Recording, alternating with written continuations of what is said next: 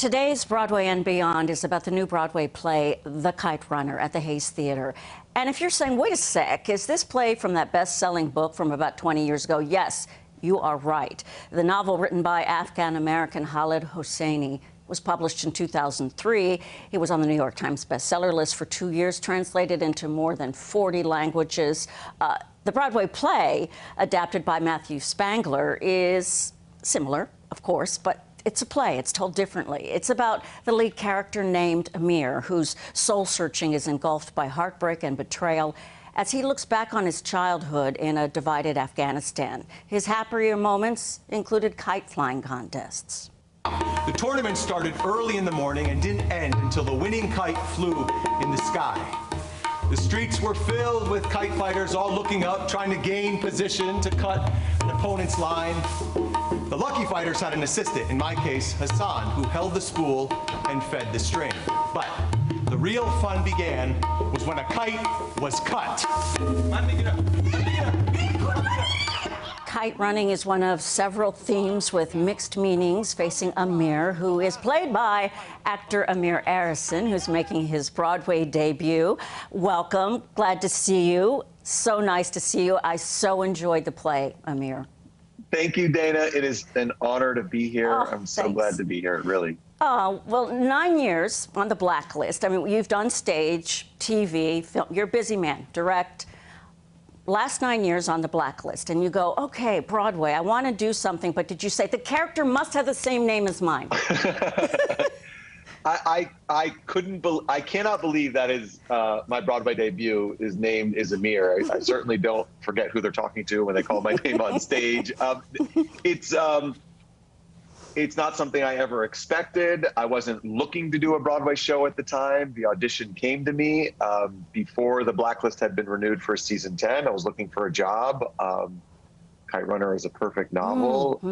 I was a bit intimidated by the scope of the role, the popularity of the story, the importance of the story now, and also I was resistant to the character because he's so he's such a for lack of a better word, he's such a coward and is so indecisive and back-footed so much of the show. And as an actor, you want to be front-footed and make active choices, but therein lies the challenge, the scope of the role, the challenge of the role, and that's exactly why I sort of had to, what I say, fall forward and do it no matter what.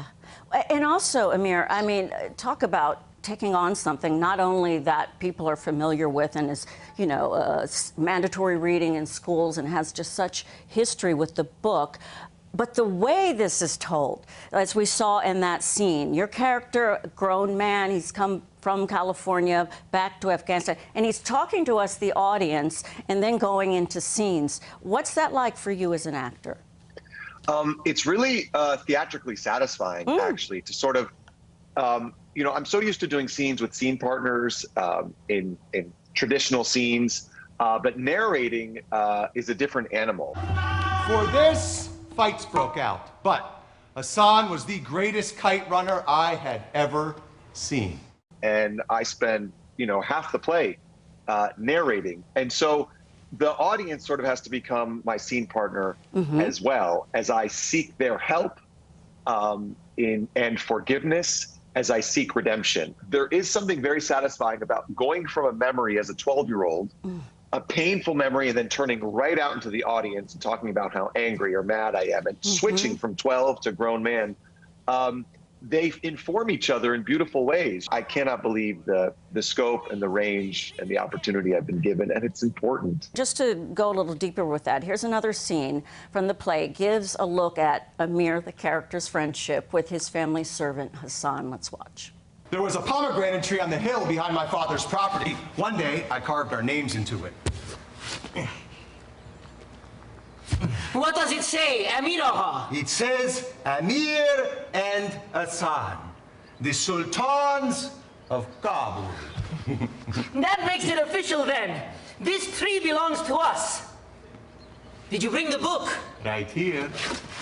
That Hassan would grow up illiterate like most servants was decided the minute he was born, so I read to him. His favorite book was the Shahnameh, the 10th century epic of ancient Persian heroes. Read the story, Agha! That's actor Eric Sarakian with Amir. Why did you say that's your favorite scene?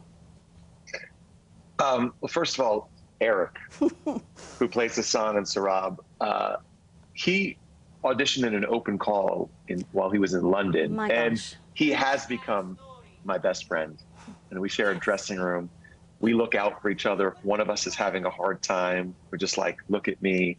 And the scenes are dynamic and alive. One of the great gifts I have in this show, by getting to be on stage the whole time, I get to act with every member of the company, and each one is special. There are just endless gifts in this show. We talked about, I mean, you can talk about relationships, but also what, Afghanistan and what that country went through when this play is happening, what it is going through. Your character goes back, an adult living in California, gone to college, graduates, take a trip back and is being driven into Afghanistan. And your character, Amir, says, "Are the Taliban as bad as I hear?" The man says, "No, they are worse." And that sitting in the audience, it's not that we're not thinking about the real things that are going on, but we are engulfed in your story. Where's your mind on that? It's kind of unbelievable how the producers hit the moment in the zeitgeist right now that the Taliban has regained control of Afghanistan. And here, as an American, he's going back, and are the Taliban as bad as I hear? And everything he says. They don't let you be human. They banned kite flying, music, girls' schools. Women aren't allowed to work. It's just happened again. And he's discovering it for the first time back in 2001, and that's exactly the amount of time since we were there, 2001 to a year ago, and we're doing this play almost on a 1-year anniversary. It echoes what I said before. The story, although it's fictional characters, it is a real backdrop, both back then and now, and it's what you hope theater can do, which can create empathy, raise consciousness, and hopefully mobilize action. Students, mandatory reading, there are student rush ticket prices. Have you done any talkbacks? I mean, just seeing, or I don't know, at the door when different responses from young people who are using this as some sort of study guide. I know the time has been the summer, but. What a great question, Dana. Thank you for asking. We are planning some callbacks, some talkbacks. We have a number of them planned with students and so forth in various groups. And a lot of relief agencies and representatives of relief agencies have come. I do go to the stage door every day to say thank you. And 60 to 70% have read the book, said it's their favorite book, can't believe how we brought it to life. People are crying, I'm hugging them. Some of them are weeping still. When Afghans come from Afghanistan, I can't imagine. To say it's their first Broadway play, and they're like thanking you so much. Yeah. It's honestly, there's nothing more rewarding than that. Thank you, Amir Arison. Thank you, Dana, for having me. You're welcome. He's in The Kite Runner, playing the lead character now at the Hayes Theater at 240 West 44th Street. Please check out more of our Broadway and Beyond stories. You can see them on our website, cbsnewyork.com.